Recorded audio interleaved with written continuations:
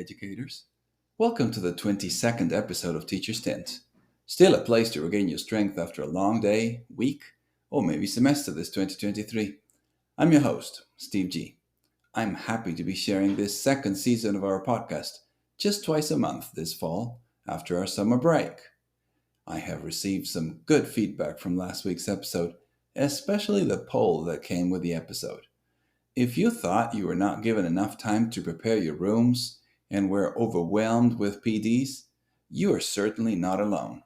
In answering that question, an astounding 100% of educators chose the option in the poll, no, but I somehow managed. This shows our resilience as teachers, doesn't it?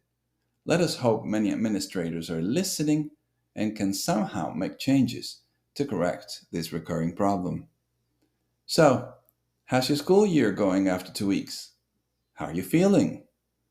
As you all know, I changed schools and district this year, so I'm struggling with a lot of new things, on top of the back to school challenges, of course. I must say I have felt part of what a new teacher feels when facing the unknown. I think I have discovered and developed a new respect for new teachers, entirely new educators, I mean. I can't possibly imagine having to go through learning all about school, from understanding schedules to using digital platforms altogether. I have struggled these 2 weeks, but at least I know how to handle a group of students or how to prepare a lesson plan. That part was not new to me. So, new teachers, this episode is dedicated to you. I've sort of walked in your shoes, and I feel you. And now, the second question. How did your classroom management go these weeks? Were you able to put what we shared into practice? I know some teachers worry that they won't have time to teach the whole curriculum if so much time is spent going over procedures, but trust me, it's the best investment you can make. You give up 2 weeks of your year so you can teach 100% of the rest of the year. Ineffective teachers teach a lot in the first 2 weeks, but spend at least 50% of the rest of the year battling students and struggling with situations just because they did not do this in the first place. I was not able to teach much content these last 2 weeks, honestly, but I'm okay with that. However, I can say that by now, my students know where everything is in my room, they transitioned from activity to activity successfully, and they know what the hallway expectations are. It wasn't easy. A few times we had to do it again, and I gave them the warning. If the second time around we still can't do it, we'll have to find another time to practice. Fortunately, there was no need for that. Today we'll continue to discuss classroom management in response to your very own input when 60% of you shared in the spring that this was your biggest need. We will spend episodes 22 and 23 on it, so let us hope you enjoy today's presentation. Just like last episode, today's will be based on one of my presentations, an abstract of which you can find, remember, on my webpage, www.teacherstent.com. Today's episode is based on my presentation, Go for the Heart First, where I discuss 12 situations on how to reach a student's heart so as to then reach his or her mind. Here, today, I'll share 3 of those scenarios with you that I believe will help us have better management of our class.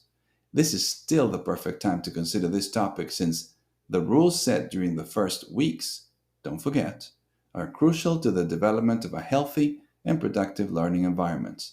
So please keep sharing your feedback after listening, either through comments on Instagram or emails in things that you think would help any teacher with this aim.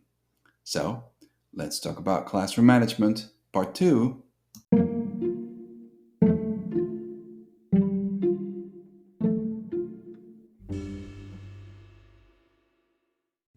Last episode, we defined classroom management as the wide variety of skills and techniques that teachers use to keep students organized, orderly, focused, attentive, on task, and academically productive during a class. The scenarios we're going to be looking at have been taken from our presentation, Go for the Heart First, a presentation that is aimed basically at making sure that there's a connection between student and teacher. So we're going to look at the classroom management from the perspective of connection. It's very hard to manage a class you have not connected with. So we're going to say that firstly, the first way to connect with students and be able to better manage them is to offer them a fresh new start. This is based on the premise that people change and deserve a chance.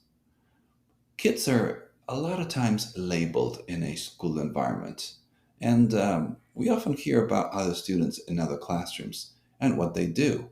So, what I always tell my kids when they come to my class is, well, I don't know them. I'm going to know them, and I'm going to know you through what you do. So I show them a new spiral, I talk about it, we look at the front page, we look at how it looks clean, we discuss what clean means, and I offer them a fresh start by saying, you're going to tell me how you are through your own actions and your own decisions and your own behavior. I don't know you, but I will know you by what you do. For example, if I give you homework today and you bring me your homework tomorrow, you're telling me you're responsible. So that's how I'm going to start knowing you by your own actions. And I always add that I tell them something which is quite true, that I never let the previous grade teachers tell me about the kids. Because a lot of times, we sometimes share information with the teachers and we go, oh, you're going to have John in your class. Oh, I'm going to pray for you. God bless you. And Johnny can change over the summer. Everybody can change because people change and deserve a chance. So, actually, offering a fresh start is a great way to tell kids, I don't know how you've been in the past. I really don't know what you're like, but I don't care because I'm offering you a fresh start. Now, once you start showing me how you are, I'm going to get to know you through what you do yourself. A second important element that will help strengthen your relationship with your students is to show them they're in good hands. And we do this as adults, don't we? I don't know about you, but whenever I go into a new doctor's office, I find myself looking around the office for that diploma on the wall with a name and a reputable or accredited college. We need to show our students that they are in good hands. We need to give them that confidence by telling them what great teachers we are. And we're not bragging because, as the saying goes, it ain't bragging if it's true.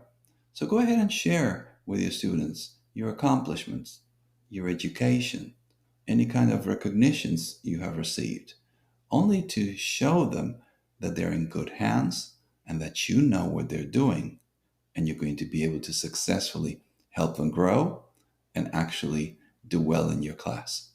I use everything in my class, like a cup that I received when I was Teacher of the Year in Dallas ISD, and I use it. I share it with them. I tell them, who got this cup? What kind of teacher got this cup? What does Teacher of the Year mean? And we talk about it for them to feel just that they're in capable, good hands. A third and final element to connect with students and that will allow us to be better classroom managers is to care. Now, be sure to be genuine because kids are quick to detect fake. I remember a story from one of my students in my class. Her name was Arlene. Arlene was a new student, and just like with all students that are new, I had been very careful in those first days with my coworker to make sure that she fitted in, she found other friends. One day, Arlene, in the second or third week of class, came and said, Mister, we're opening a new store with my parents, a tortilleria. That's a store where they sell tortillas. Can you come? And I said, sure, I'll come. So I told my wife about it, put it on our calendar, and about 4 or 5 days later, when I was coming home, I was really, really tired that evening. And then my wife reminded me, hey, tonight is Arlene's Tortilleria's grand opening. And I remember saying, oh, I'm not going to go. I'm too tired.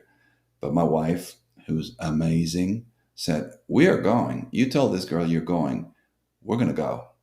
So she literally dragged me to the tortilleria. And the minute we walked in, you're not going to believe what happened. Arlene turned to her mom and said, "Mom, I told you he would come." That story is still with me this day because had it not been for my wife who actually pushed me, I would have been unable to show this girl how much I cared. And she was really expecting me to show up. And I'm glad I did because that was one way to show that I cared. So, showing how you care can be done in many ways. But remember, don't tell them you care, just show them. Because the bottom line is, kids won't follow someone they don't trust, and they will certainly not trust someone they don't know. So, by knowing you, they will start trusting you. And when they trust you, they will follow you.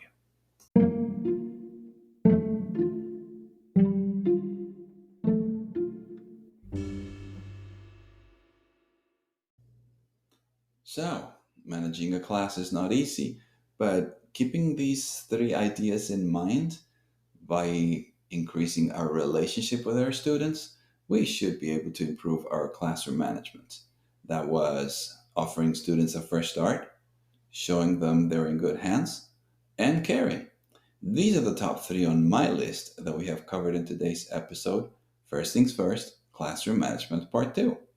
Please let us hear what suggestions would make your top 3 list, and feel free to email me this or other comments to steve@teachestent.com. Or you can follow Teachers Tent on Instagram. In the meantime, please join us next week for our podcast's 23rd episode. First things first, classroom management, part 3. We'll look into the last 3 scenarios taken from a different presentation of mine. Join us to help yourself become an effective teacher. So, please let me know in advance any ideas and tips you might have on this topic.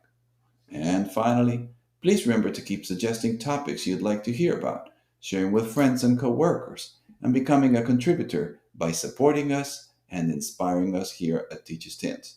And remember, if you're enjoying the show, please don't forget to let your colleagues and friends know about and bring them to Teachers Tint. We'll make room for them too. Have a great week.